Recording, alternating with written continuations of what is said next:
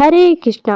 राधे राधे दोस्तों, आज पौष मास की चतुर्थी तिथि है और आज इस शुभ अवसर पर आप श्रवण करेंगे सबसे पहले पौष चतुर्थी की व्रत कथा। तो चलिए शुरू करते हैं। एक नगर में एक बूढ़ी माँ रहती थी। वह अपने बेटे की सलामती के लिए 12 महीने की चौथ का व्रत करती थी। हर चौथ को पसारी से थोड़ा सा गुड़ और घी लाकर 4 लड्डू बनाती, एक बेटे को देती, एक से पूजा करती और एक हथकार के लिए निकालती और एक चांद उगने पर खुद खा लेती थी। एक बार उसका बेटा ताई से मिलने गया। ताई ने वैसाखी चौथ का व्रत रखा था। ताई से पूछा, माँ तो 12 वर्ष की चौथ का व्रत रखती है। ताई बोली, तेरी माँ तेरी कमाई से तर माल खाने के लिए 12 चौथ करती है। तू परदेश जाए तो वह एक भी चौथ नहीं करेगी। लड़के को लगा ताई सच कह रही है।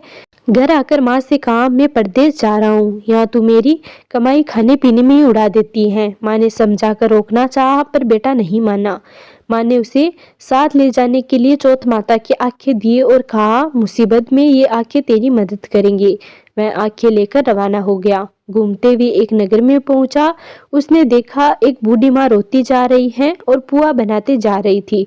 उसने कारण पूछा तो बूढ़ी माँ ने कहा, बेटा इस नगर की पहाड़ी पर एक दैत्य रहता है। पहले वह नगर में आकर कई लोगों को खाने के लिए मार देता था। अब राजा हर घर से एक आदमी दैत्य के पास भेजता है और आज मेरे बेटे की बारी है, इसलिए रो रही हूँ और उसी के लिए पुए भी बना रही हूँ। मैं बोला, तू ये पुए मुझे खिला दे, तेरे बेटे की जगह मैं चला जाता हूँ। बूढ़ी माँ ने खीर पुए उसे खिला दिए।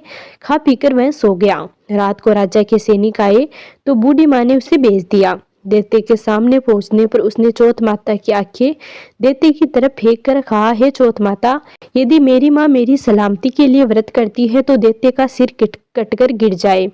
तुरंत दैत्य का सिर कट गया। लड़का वापस आ गया। राजा ने उसे उपहार देकर विदा किया। चलते हुए एक दूसरे नगर में पहुंचा। इस नगर में आवा तभी पकता था जब एक इंसान की बलि दी जाती थी। सिपाहियों ने उसे पकड़कर आवे में चुन दिया। लड़के ने आंखें आवे में डाले और कहा, हे चौथ माता, यदि मेरी माँ मेरे लिए व्रत करती है तो आवा मेरी बलि के बिना ही झट से पक जाए। आवा तुरंत पक गया। आवे में से मिट्टी की जगह सोने चांदी के बर्तन निकले। अंदर से लड़का बोला, बर्तन धीरे धीरे निकालना, मुझे लग नहीं जाए। राजा ने उसे निकलवाया और पूछा, इस आवे से तू बच कैसे गया? लड़के ने बताया कि उसकी माँ चौथ माता का व्रत करती है, व्रत के कारण ही वह बच पाया। राजा को विश्वास नहीं हुआ। उसने एक चांदी की सुराही मंगवाई और कहा कि सुराही की नली में से निकलकर दिखाओ, तभी मुझे विश्वास होगा। लड़के ने चौथ माता को याद करके आंखें सुराही में डाले और कहा, मैं भंवरा बनूं, सुराही से निकलूं। लड़का भंवरा बनकर सुराही से निकल गया। राजा ने खुश होकर राजकुमारी की शादी उसके साथ करवाई और सभी लोगों को चौथ माता का व्रत करने को कहा। उसे माँ की याद आई। उसने राजा के पास जाकर खुद के नगर जाने की इच्छा जाहिर की। राजा ने रथ, घोड़ा, हाथी और खूब सारा दान देश देकर उन्हें विदा किया। चौथ के दिन अपने नगर पहुंचा। वह अकेला पसारी के यहाँ माँ का इंतजार करने लगा। सोचा, आज चौथ है तो माँ यहाँ जरूर आएगी। थोड़ी देर बाद लकड़ी टेकती हुई माँ आती दिखी। बेटा माँ के चरणों में गिर पड़ा। कहा, माँ मैं तेरा बेटा हूँ, मुझे माफ कर दो। माँ ने उसे गले से लगा लिया। लोग चौथ माता की जय जयकार करने लगे। उस नगर के सभी लोग चौथ माता का व्रत करने लगे। ये चौथ माता, जैसे बूढ़ी माँ और उसके बेटे की सहायता की वैसी हमारी भी करना। कहानी कहने और सुनने वाले पर कृपा करना। बोलो चौथ माता की जय। चौथ माता की कहानी के बाद भगवान गणेश की कथा सुनी जाती है। तो चलिए शुरू करते हैं भगवान गणेश की कहानी। एक बार गणेश जी एक छोटे बालक के रूप में चिमटे में चावल और चमचे में दूध लेकर निकले। वो हर किसी से कह रहे थे कि कोई मेरी खीर बना दो, कोई मेरी खीर बना दो। कोई भी उन पर ध्यान नहीं दे रहा था, बल्कि लोग उन पर हंस रहे थे। वे लगातार एक गांव के बाद दूसरे गांव इसी तरह चक्कर लगाते हुए पुकार रहे थे, पर कोई खीर बनाने के लिए तैयार नहीं था। सुबह से शाम हो गई। गणेश जी लगातार घूमते रहे। शाम के वक्त एक बुढ़िया अपनी झोपड़ी के बाहर बैठी हुई थी। तभी गणेश जी वहां से पुकारते हुए निकले कि कोई मेरी खीर बना दे, कोई मेरी खीर बना दे। बुढ़िया बहुत कोमल हृदय वाली स्त्री थी। उसने कहा, बेटा मैं तेरी खीर बना देती हूँ। वह छोटा सा बर्तन चढ़ाने लगी। तब गणेश जी ने कहा कि दादी माँ, छोटा बर्तन मत चढ़ाओ, तुम्हारे घर में जो सबसे बड़ा बर्तन हो वही चढ़ा दो। बुढ़िया ने वही चढ़ा दिया। वह देखती रह गई कि वह जो थोड़े से चावल उस बड़े बर्तन में डाली थी वह तो पूरा भर गया है। गणेश जी ने कहा, दादी माँ मैं स्नान करके आता हूँ, तब तक तुम खीर बना लो, मैं वापस आकर खा लूंगा। खीर तैयार हो गई तो बुढ़िया के पोता पोती खीर खाने के लिए रोने लगे। बुढ़िया ने कहा, गणेश जी तेरे भोग लगा रही हूँ कहकर चूल्हे में थोड़ी सी खीर डाली और कटोरी भर भर कर बच्चों को दे दी। अभी भी गणेश जी नहीं आए थे। बुढ़िया को भी भूख लग रही थी। वह भी एक कटोरा खीर का भरकर किवाड़ के पीछे बैठकर एक बार फिर कहा कि गणेश जी आपके भोग लगे कहकर खाना शुरू कर दिया। तभी गणेश जी आ गए। बुढ़िया ने कहा, आजा रे बेटा खीर खा ले, मैं तो तेरा ही राह देख रही थी। गणेश जी ने कहा, दादी माँ मैंने तो पहले ही खीर खा ली। बुढ़िया ने कहा, कब खाई? गणेश जी ने कहा, जब तेरे पोता पोती ने खाई तब खाई थी, और अब तूने खाई तो मेरा पेट पूरा भर गया। बुढ़िया ने कहा, मैं इतनी सारी खीर का क्या करूंगी? इस पर गणपति जी भगवान बोले, सारे गांव को दावत दे दो। बुढ़िया ने बड़े प्यार से मन लगाकर खीर बनाई थी। खीर की भीनी भीनी मीठी मीठी खुशबू चारों दिशाओं में फैल गई थी। वह हर घर में जाकर खीर खाने का न्योता देने लगी। लोग उस पर हंस रहे थे। बुढ़िया के घर में खाने को दाना नहीं था और यह सारे गांव को खीर खाने की दावत दे रही है। लोगों को कुतूहल हुआ और खीर की खुशबू से लोग खींचे चले आए। लो सारा गांव बुढ़िया के घर में इकट्ठा हो गया। बुढ़िया ने पूरी नगरी को जिमा दी, फिर भी बर्तन पूरा ही भरा था। राजा को पता लगा तो बुढ़िया को बुलाया और कहा, क्यों रे बुढ़िया, ये बर्तन तेरे घर पर अच्छा लगे या हमारे घर पर अच्छा लगे? बुढ़िया ने कहा, राजा जी आप ले लो। राजा ने खीर का बर्तन महल में मंगा लिया। लाते ही खीर में कीड़े मकोड़े बिच्छू हो गए और दुर्गंध आने लगी। यह देखकर राजा ने बुढ़िया से कहा, बुढ़िया बर्तन वापस ले जा, जा तुझे हमने दिया। बुढ़िया ने कहा, राजा जी आप देते तो पहले ही दे देते, यह बर्तन तो मुझे मेरे गणेश जी ने दिया है। बुढ़िया ने बर्तन वापस लिया। लेते ही सुगंधित खीर हो गई। घर आकर बुढ़िया ने गणेश जी से कहा, बची हुई खीर का क्या करें? गणेश जी ने कहा, झोपड़ी के कोनों में गड्ढा खोदकर गाड़ दो, उसी जगह सुबह उठकर वापस खोदेगी तो धन के 2 चरे मिलेंगे। ऐसा कहकर गणेश जी अंतर्ध्यान हो गए। जाते समय झोपड़ी के लात मारते हुए गई तो झोपड़ी के स्थान पर महल हो गया। सुबह बुढ़िया ने पावड़ा लेकर घर को खोदने में लगी तो टन टन करते हुए 2 धन के चरे निकल आए। वह बहुत खुश थी। उसकी सारी दरिद्रता दूर हो गई और वह आराम से रहने लगी। उसने गणपति जी का एक भव्य मंदिर बनवाया और साथ में एक बड़ा सा तालाब भी खुदवाया। इस तरह उसका नाम दूर दूर तक प्रसिद्ध हो गया। उस जगह वार्षिक मेले लगने लगे। लोग गणेश जी की कृपा प्राप्त करने के लिए उस स्थान पर पूजा करने और मनोकामनाएं मांगने के लिए आने लगे। गणेश जी सबकी मनोकामनाएं पूरी करने लगे। गणेश जी जैसा आपने बुढ़िया को दिया वैसा सबको देना। विनायक जी की कहानी कहने वाले और आसपास सुनने वाले सबको देना। अब सुनिए आज का अध्याय। सूत जी कहते हैं, महर्षियों, जो सृष्टि रूप मूल प्रकृति के ज्ञाता तथा इन भावात्मक पदार्थों के दृष्टा हैं, जिन्होंने इस लोक की रचना की है, जो लोक तत्व के ज्ञाता तथा योग वेत्ता है, जिन्होंने योग का आश्रय लेकर संपूर्ण चराचर जीवों की सृष्टि की है और जो समस्त भूतों तथा अखिल विश्व के स्वामी हैं, उन सच्चिदानंद परमेश्वर को मैं नमस्कार करता हूँ। फिर ब्रह्मा, महादेव, इंद्र, अन्य लोकपाल तथा सूर्य देव को एकाग्र चित्त से नमस्कार करके ब्रह्म स्वरूप वेद व्यास जी को प्रणाम करता हूँ। उनसे संपूर्ण विद्या को प्राप्त करके मैं आपके समक्ष प्रकाशित करता हूँ।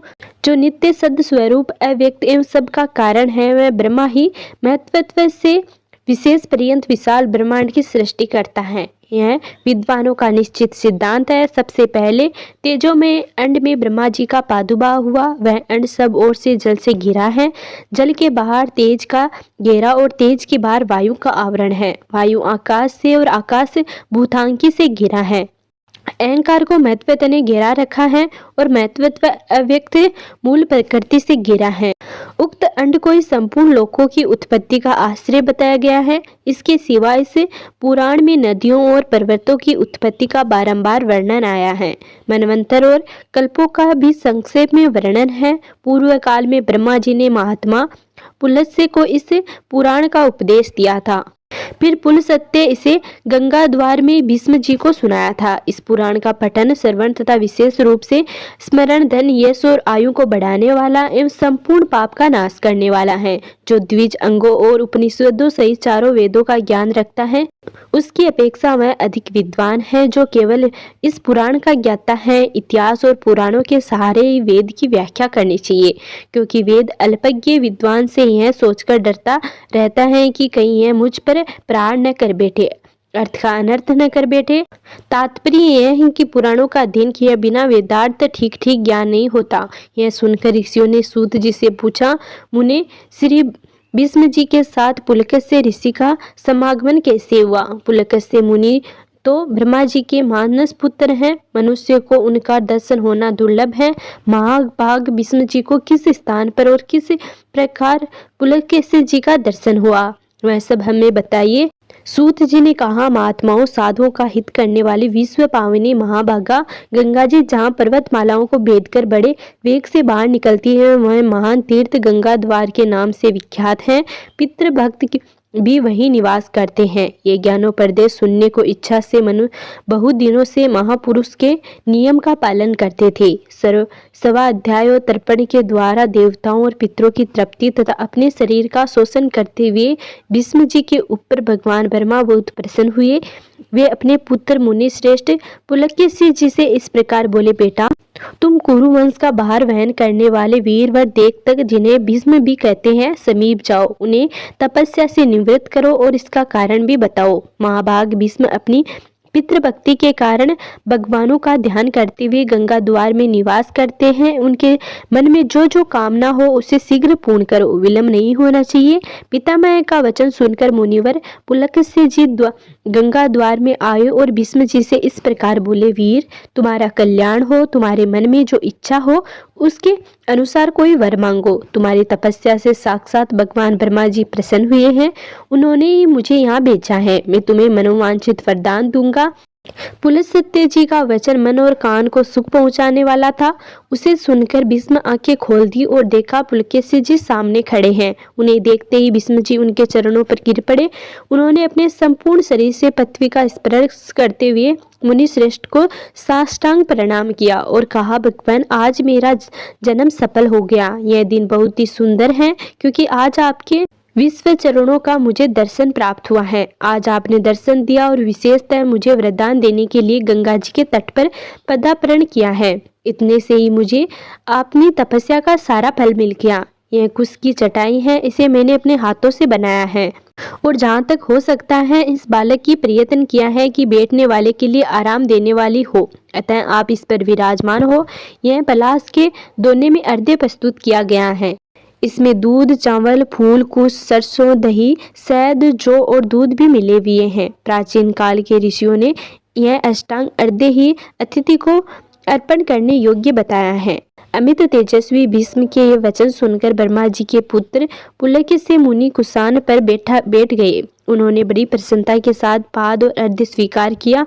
भीष्म जी के शिष्टाचार से उन्हें बड़ा संतोष हुआ। वे प्रसन्न होकर बोले, महाभाग, तुम सत्यवादी, दानशील और सत्य प्रतीक राजा हो। तुम्हारे अंदर लज्जा, मैत्री और क्षमा आदि सद्गुण शोभा पा रहे हैं। तुम अपने पराक्रम से शत्रुओं को दमन करने में समर्थ हो। साथ ही धर्मज्ञ, कृतज्ञ, दयालु, मधुरभाषी, सम्मान के योग्य, पुरुषों को सम्मान देने वाले, विद्वान, ब्राह्मण, भक्त तथा साधुओं पर स्नेह रखने वाले हो।